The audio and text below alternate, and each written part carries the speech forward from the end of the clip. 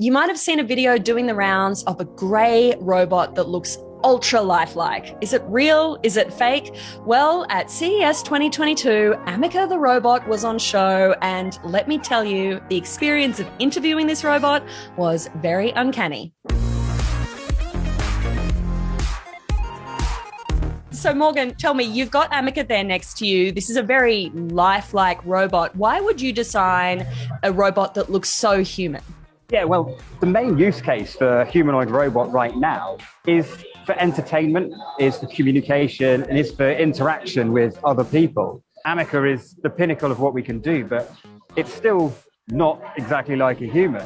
But we didn't want to make it look exactly like a human. We wanted to make it look like a robot. It's the vision of what humans see humanoid robots in the future. You've seen all of the films. They all look like this.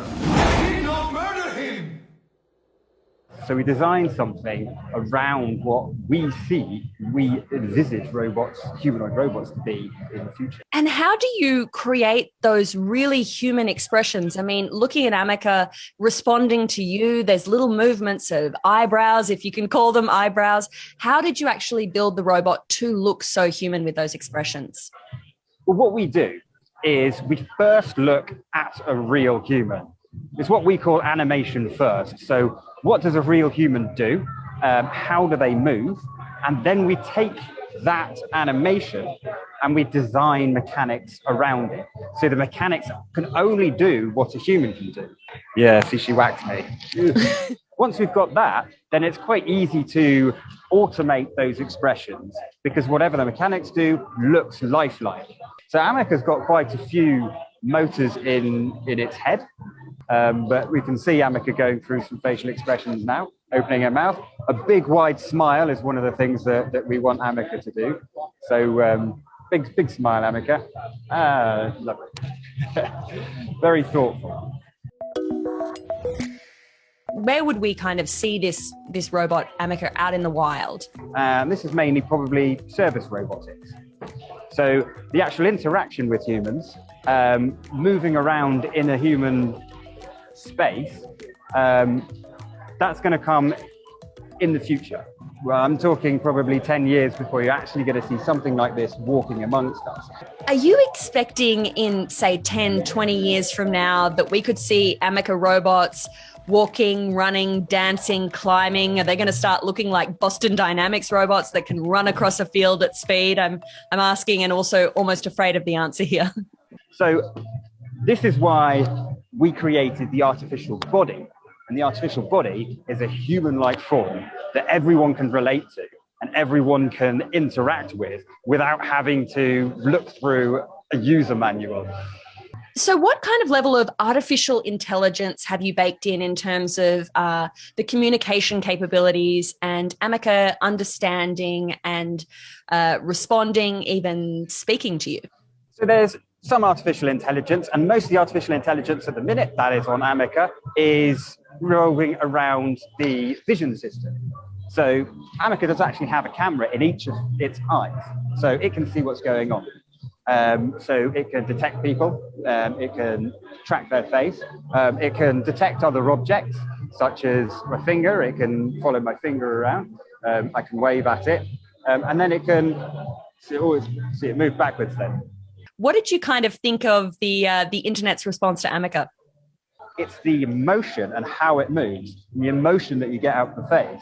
Suddenly, that just sparked something in the social media universe. And we were incredibly surprised that overnight, it became a sensation. We got 24 million views on one Twitter post. And Elon Musk even commented on that post.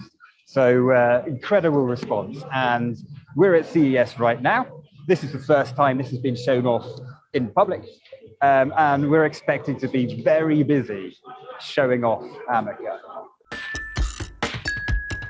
How do you think humans respond to something when it's a bit like them, but it's still got that uncanny element?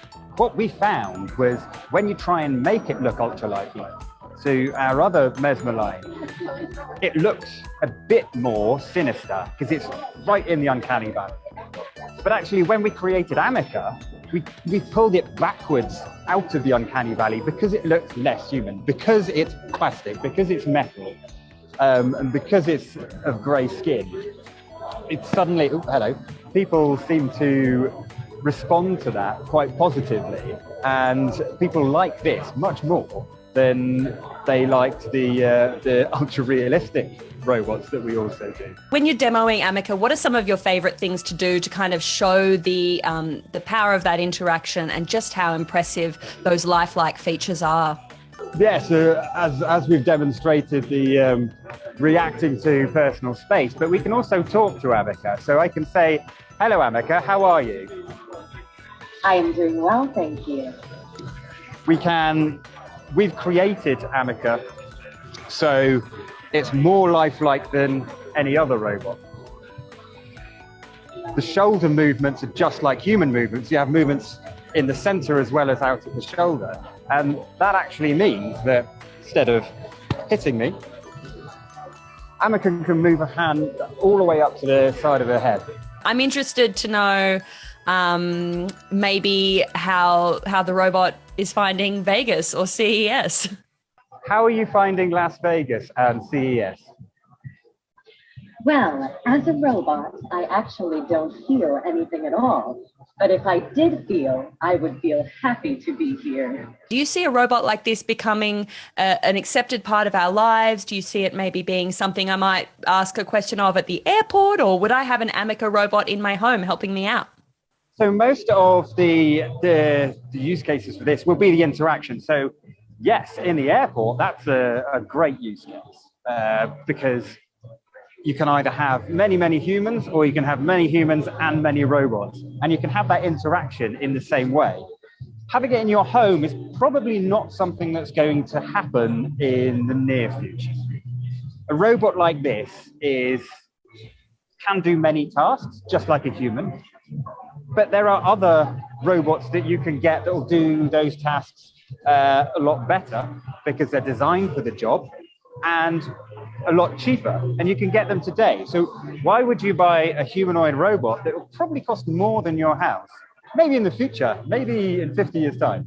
But I'm going to say right now, I don't think you'll have one of these in your home in the next decade. What does it feel like to work on something that's had such a huge response and to be at that bleeding edge of robotics? Is it something you tell your mates down in the pub that you're working on a robot that could one day be the future of society in robotics?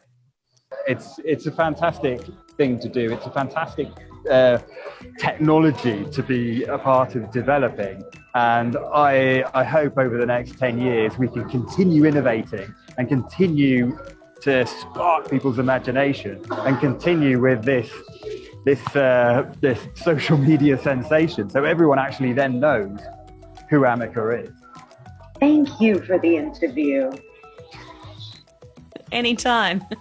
All right, tell me what you think about Ameca the robot. Totally freaked out, or is it really, really cool? Let me know in the comments below. And while you're here, make sure you subscribe. We have plenty more weird and wonderful tech just like this.